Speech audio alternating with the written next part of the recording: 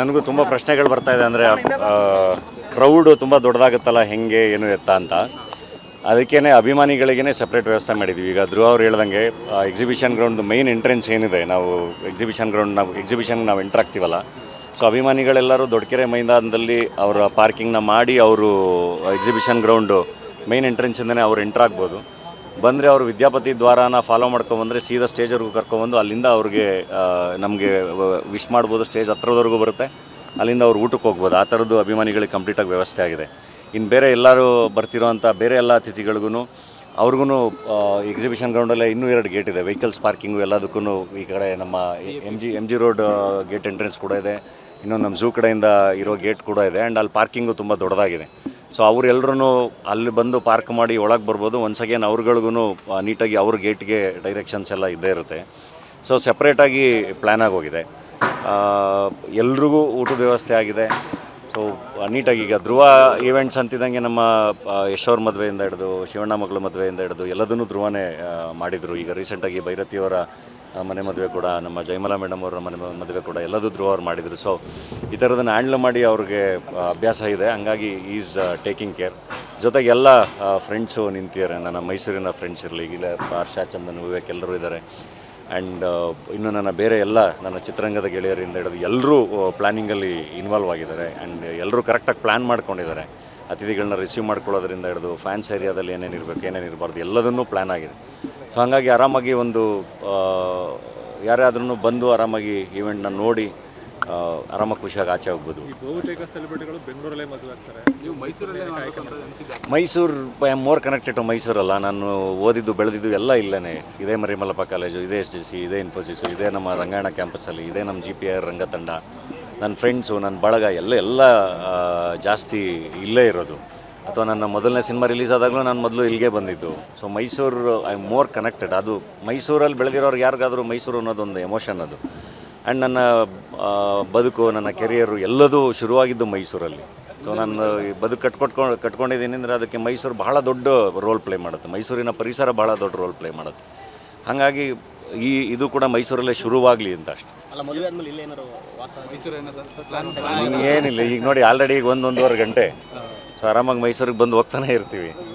So ಆ ಥರ ಇದ್ದರೆ ಡೆಫಿನೆಟ್ಲಿ ಇದು ಇರೋಕ್ಕೆ ಚಂದ ಅಲ್ಲ. ಯಾವಾಗಲೂ ಇಲ್ಲಿ ಕೆಲಸ ಹೆಂಗಿರುತ್ತೆ ಹಂಗೆ. ಮದುವೆಗಳಲ್ಲಿ ನಮ್ಮದೇ ಆದ ಇಷ್ಟವಾದ ತಿನಿಸು ಮಾಡಿಸ್ಕೋಬೇಕು ಅನ್ನೋದು ಎಲ್ರಿಗೂ ಆಸೆ ಇರುತ್ತೆ. ಆ ರೀತಿ ನಿಮ್ಗಾಗ್ಬೋದು ಅಥವಾ ನಿಮ್ಮ ಉದ್ಯೋಗಿಗಾಗ್ಬೋದು, ಆ ರೀತಿ ಯಾವುದಾದ್ರೂ ಅಡುಗೆ ತಿನಿಸು ಮಾಡ್ತಾರಂತ? ಹಂಗೆಲ್ಲ ಏನಿಲ್ಲ. ಅದೆಲ್ಲ ಫ್ಯಾಮಿಲಿ ಎಲ್ಲರೂ ಸೇರಿ ಮೆನ್ಯೂ ಸೆಲೆಕ್ಟ್ ಮಾಡಿದ್ದಾರೆ. ಹೋಳಿಗೆ ಊಟ ಇರುತ್ತೆ, ಒಳ್ಳೆ ಒಬ್ಬಟ್ಟು ಊಟ ಹಾಕಬೇಕು ಅಂತ. ಸೊ ಅದಿರುತ್ತೆ. ಆ್ಯಂಡ್ ಅದು ಕೂಡ ಅಷ್ಟೇ, ಕೇಟ್ರಿಂಗು ಎಲ್ಲದನ್ನು ಫುಲ್ ಅಂದರೆ ಅಷ್ಟು ಜನನ ಹ್ಯಾಂಡ್ಲ್ ಮಾಡಿ ಎಕ್ಸ್ಪೀರಿಯನ್ಸ್ ಇರೋವಂಥವ್ರನ್ನೇ ಹ್ಯಾಂಡ್ಲ್ ಮಾಡ್ತಿದ್ದಾರೆ. ಜಗದೀಶ್ ಅವರು ಹ್ಯಾಂಡ್ಲ್ ಮಾಡ್ತಿದ್ದಾರೆ ಅಭಿಮಾನಿಗಳು ಕೇಟ್ರಿಂಗ್ ಕಡೆ. ಇದನ್ನು ಆಶೀರ್ವಾದ್ ಕ್ಯಾಟ್ರರ್ಸ್ ಅವರು ಬೇರೆ ಅತಿಥಿಗಳದ್ದು ಹ್ಯಾಂಡ್ಲ್ ಮಾಡ್ತಿದ್ದಾರೆ. ಆ್ಯಂಡ್ ಎಲ್ಲದಕ್ಕಿಂತ ಹೆಚ್ಚಾಗಿ ಅರುಣ್ ಸಾಗರ್ ಅವರು ಸೆಟ್ಟು ಇದು ಎಲ್ಲ ಹಾಕ್ತಿದ್ದಾರೆ. ಅಂದರೆ ಆರ್ಟ್ ವರ್ಕ್ ಅವ್ರದ್ದಿರುತ್ತೆ.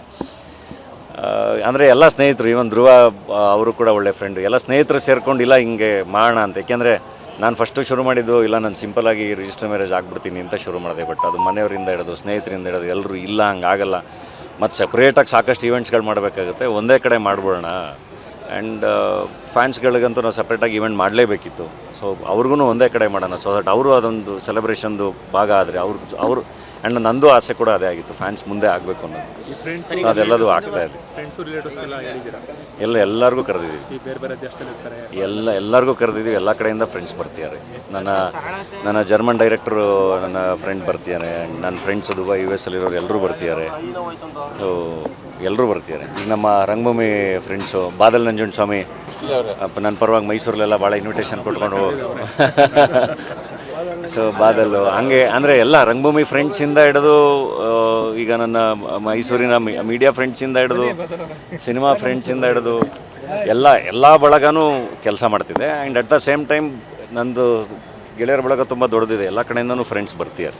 ಸರ್, ಸೋಷಿಯಲ್ ಮೀಡಿಯಾದಲ್ಲಿ ದರ್ಶನ್ ಅವ್ರನ್ನ ಇನ್ವೈಟ್ ಮಾಡಿಲ್ಲ ಅಂತ ಒಂದಿಷ್ಟು ಕಮೆಂಟ್ಸ್ಗಳಿವೆ. ಇಲ್ಲ ಪಸಿ, ನಾನು ಹೇಳ್ತಿರೋದು ಪದೇ ಅದೇ ಪ್ರಶ್ನೆ. ಅಂದರೆ ಅವ್ರಿಗೂ ಇವಾಗ ನಾನು ಹೇಳ್ತಿರೋದು ಪರಿಸ್ಥಿತಿಗಳು ಯಾವಾಗಲೂ ಒಂದೇ ಥರ ಇರಲ್ಲ. ಈಗ ನಾನು ಈಗ ರೀಚ್ ಮಾಡಬೇಕು ಅಂದ್ರೆ ಈಗ ಅವ್ರಿಗೂ ಅವ್ರದ್ದೇ ಆದ ಒಂದು ಮನಸ್ಥಿತಿ ಇರುತ್ತೆ, ಎಲ್ಲದೂ ಇರುತ್ತಲ್ವ. ಸೊ ಈ ಟೈಮಲ್ಲಿ ಎಲ್ಲರನ್ನೂ ಅವ್ರು ಮೀಟ್ ಮಾಡಬೇಕಾ ಇಲ್ವಾ, ಅಥವಾ ಎಲ್ಲ ಕಡೆ ಹೋಗ್ಬೇಕಾ ಇಲ್ವಾ, ಐ ಥಿಂಕ್ ಎಲ್ಲದಕ್ಕೂ ಒಂದು ಟೈಮ್ ಕೇಳುತ್ತೆ. ಅದಕ್ಕೆ ನಾವು ಜಾಗ ಕೊಡಬೇಕು ಯಾವಾಗಲೂ, ಆಯಿತಾ. ಸೊ ಈಗ ನಾನು ಇಷ್ಟು ಜನ ಕರೆದ್ಮೇಲೆ ಡೆಫಿನೆಟ್ಲಿ ನಾನು ಪ್ರಯತ್ನ ಪಟ್ಟಿರ್ತೀನಲ್ವ. ಅದನ್ನು ನಾನು ಮೊನ್ನೆನೇ ಹೇಳಿದೆ, ನೀವು ಮತ್ತೆ ಕೇಳಿದ್ರು ಅದೇ ಹೇಳ್ತೀನಿ. ಡೆಫಿನೆಟ್ಲಿ ನಾನು ಯಾರೇ ಈಗ ನಾನು ಅವ್ರು ಬಂದು ಆಶೀರ್ವಾದ ಮಾಡಿದ್ರೆ, ಅವ್ರ ಮದುವೆಗೆ ಬಂದರೆ ಖುಷಿನೇ ಅಲ್ವಾ. ನಮ್ಮ ಸಿನಿಮಾ ಫ್ರೆಟರ್ನಿಟಿನೇ ತಾನೆ ಎಲ್ಲರೂ. ಸೊ ಖಂಡಿತ ನನಗೆ ಇನ್ವೈಟ್ ಮಾಡೋಕ್ಕೆ ಸಿಕ್ಕಿಲ್ಲ ಅವರು.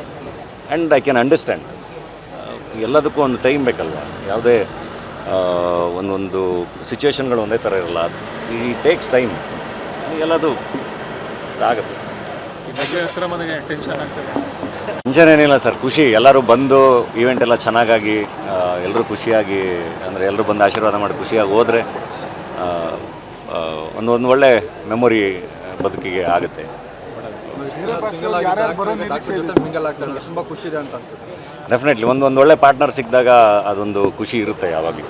ಅದು ಒಂದು ಒಳ್ಳೆ ಸಪೋರ್ಟ್ ಹಂಗೇನೆ ಯಾವಾಗಲೂ. ನಾನು ಇಷ್ಟು ದಿನ ಯಾವಾಗಲೂ ಒಬ್ಬನೇ ಇರೋದು ಚೆನ್ನಾಗಿದೆ ಅಂತ ಯೋಚನೆ ಮಾಡ್ತಾಯಿದ್ದೆ. ಇವಾಗ ಒಬ್ಬರು ಒಳ್ಳೆ ಪಾರ್ಟ್ನರ್ ಸಿಕ್ಕಿದಾಗ ಅದು ಇನ್ನೊಂದು ಶಕ್ತಿ ಕೊಡುತ್ತೆ, ಇನ್ನೂ ಕಾನ್ಫಿಡೆನ್ಸ್ ಕೊಡುತ್ತೆ. ಇನ್ವೈಟ್ ಮಾಡಿದ್ದೀನಿ ಸರ್, ಅಲ್ಲು ಅರ್ಜುನ್ ಅವ್ರನ್ನ, ಚಿರಂಜೀವಿ ಅವ್ರನ್ನ, ನಮ್ಮ ಸುಕುಮಾರ್ ಅವ್ರು, ನಮ್ಮ ಪುಷ್ಪ ಟೀಮು, ನಮ್ಮ ಝೀಬ್ರಾ ಟೀಮು, ಸತ್ಯದೇವ್, ನಮ್ಮ ರಶ್ಮಿಕಾ ಅವರು, ಎಲ್ಲರನ್ನೂ ಕರೆದಿದ್ದೀನಿ. ಸೊ ನೋಡೋಣ, ಎಲ್ಲರೂ ಪ್ರೀತಿಯಿಂದ ಬರ್ತೀನಿ ಅಂತಲೇ ಹೇಳಿದ್ದಾರೆ. ಇಲ್ಲ, ಆ್ಯಕ್ಟಿಂಗ್ ಯಾಕೆ ಕಮ್ಮಿ ಮಾಡಲಿ? ಆ್ಯಕ್ಟಿಂಗ್ ನಾನು ಪ್ರತಿದಿನ ಎಲ್ಲರೂ ಹೆಂಗೆ ಕೆಲ್ಸಕ್ಕೆ ಹೋಗ್ತಾರಲ್ಲ ಹಂಗೆ ಪ್ರತಿದಿನ ನಾನು ಕೆಲ್ಸಕ್ಕೆ ಹೋಗ್ತೀನಿ. ಪ್ರತಿದಿನ ನಾನು ಶೂಟಿಂಗ್ ಮಾಡಬೇಕು. ಸೊ ನೀವೆಲ್ಲರೂ ಹೆಂಗೆ ದಿನ ಬೆಳಗಿಂದ ಸಂಜೆ ಕೆಲಸ ಮಾಡ್ತೀರಾ, ನಾನು ಹಂಗೆ ಬೆಳಗಿಂದ ಸಂಜೆ ಕೆಲಸ ಮಾಡ್ತೀನಿ. ನಾನು ಬ್ರೇಕ್ ತೊಗೊಳ್ಳೋದೇ ಕಮ್ಮಿ. ಲಾಸ್ಟು ಸರ್ ಹೇಳ್ಬೇಕಾದ್ರೆ ಪ್ರಿಪ್ರೇಷನ್ ಅನ್ನೋದು ಏನಂದರೆ ಲಾಸ್ಟ್ 3 ಮಂತ್ಸಿಂದ ಪ್ಲಾನಿಂಗ್ ಲಾಸ್ಟ್ 3 ಮಂತ್ಸಿಂದ ಪ್ಲಾನಿಂಗ್ ನಡೀತಲೇ ಇದೆ. ಸೊ ಯಾವ ಥರ ಸೆಟ್ ಬರಬೇಕು, ಯಾವ ಡಿಸೈನ್ ಬರಬೇಕು, colour theme, floral colour theme, ಇಡೀ ಫ್ಯಾಮಿಲಿ ನಮ್ಮ ಆಫೀಸಿಗೆ ಬಂದಿದ್ದರು, ಕೂತಿದ್ರು, ಎಲ್ಲ ನೋಡಿ ಪ್ರತಿಯೊಬ್ಬರು ಸೆಲೆಕ್ಟ್ ಮಾಡಿದ್ದಾರೆ. ಮೇಡಮ್ ಮನೆ ಕಡೆಯವರು ಬಂದಿದ್ದರು, ಸರ್ ಕಡೆಯವರು ಬಂದಿದ್ದರು, ಎಲ್ಲ ಕೂತ್ಕೊಂಡು ಇಡೀ ದಿನ ಕೂತ್ಕೊಂಡು ಪ್ರತಿಯೊಂದು ವಿಷಯನೂ ಡಿಸ್ಕಸ್ ಮಾಡಿದ್ದೀವಿ. ಅರೇಂಜ್ಮೆಂಟ್ಸ್ ಹೇಳ್ಬಿಡಿ. ಮೇಯ್ನ್ ಏನಂದರೆ ಸರ್, ಈಗಲೂ ಹೇಳ್ತಾ ಇರೋದು, ಎಷ್ಟು ಜನ ಫ್ಯಾನ್ಸ್ ಆಗ್ಬೋದು, ಮೈಸೂರಿಂದ ಜನತೆ ಆಗ್ಬೋದು, ಯಾರೇ ಬಂದ್ರೂ ಪ್ರತಿಯೊಬ್ಬರಿಗೂ ನೀಟಾಗಿ ಫೆಸಿಲಿಟಿ ಆಗಿದೆ ಯಾವುದೇ ಕಾರಣಕ್ಕೂ.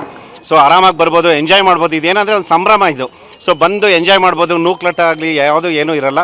ನೀಟಾಗಿ ಬಂದು ಸುಸಜ್ಜಿತವಾಗಿ ಆಗಿದೆ. ಊಟ ಮಾಡ್ಕೊಂಡು ನೋಡಿಕೊಂಡು ಫಂಕ್ಷನ್ ಎಲ್ಲ ಅಟೆಂಡ್ ಮಾಡಿಕೊಂಡು, ಒಳ್ಳೆ ಮ್ಯೂಸಿಕ್ ಸಿಸ್ಟಮ್ ಇದೆ, ವಾಸುಕಿ ಅವರು ಮಾಡ್ತಾಯಿದ್ದಾರೆ ಅದನ್ನು. ಸೊ ಮಾಡ್ಕೊಂಡು ಎಂಜಾಯ್ ಮಾಡ್ಕೊಂಡು ಹೋಗ್ಬೋದು ಸರ್. ಆ್ಯಕ್ಚುಲಿ ಜನ ಹೋಗ್ಬರಕ್ಕೆ ಯಾವ ರೀತಿ ಎಂಟ್ರೆನ್ಸ್ ಸರ್ ಮೇನ್ ಏನಂದರೆ ಮಹಾದ್ವಾರ ಏನಿದೆ, ನಮ್ಮ ಮೈಸೂರು ಎಕ್ಸಿಬಿಷನ್ ಎಂಟ್ರೆನ್ಸ್ ಏನಿದೆ ಅದೇ ಜಾಗದಿಂದ ಎಲ್ಲರಿಗೂ ಎಂಟ್ರಿ ಇದೆ. ಸೊ ಎಂಟ್ರಿ ಬರ್ತಾ ನೀವು 3000 ಅಡಿ ಲೆಂತ್ ಇರೋದ್ರಿಂದ ಆಲ್ಮೋಸ್ಟ್ ಅರ್ಧ ಕಿಲೋಮೀಟ್ರ್ 3/4 ಕಿಲೋಮೀಟ್ರ್ ಇರೋದ್ರಿಂದ ಆ ವಾಕ್ವೇ ನಡ್ಕೊಬರ್ಬೇಕಾಗತ್ತೆ. ನಡ್ಕೊಬಂದರೆ ಲಾಸ್ಟಿಗೆ ರಂಗಮಂದಿರ ಏನಿದೆ ಆ ಜಾಗದಲ್ಲಿ ಸ್ಟೇಜನ್ನು ಹಾಕಿದ್ದೀವಿ ನಾವು. ಒಂದು ರೈಟ್ ಸೈಡಲ್ಲಿ ಮುಹೂರ್ತ ಸ್ಟೇಜು, ಲೆಫ್ಟಲ್ಲಿ ರಿಸೆಪ್ಷನ್ ಸ್ಟೇಜ್. ಏನಕ್ಕೆ 2 ಸ್ಟೇಜ್ ಮಾಡಿದ್ದೀವಿ ಅಂದರೆ, ರಾತ್ರಿ ರಿಸೆಪ್ಷನ್ನು 6 ಗಂಟೆ ಸ್ಟಾರ್ಟ್ ಆದ್ರೆ 12 ಗಂಟೆವರೆಗೂ ಮುಗಿಯುತ್ತೆ.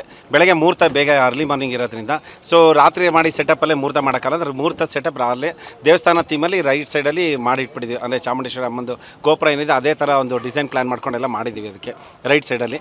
ಸೊ ಈ ವಿಷಯ ಒಂದಿದೆ.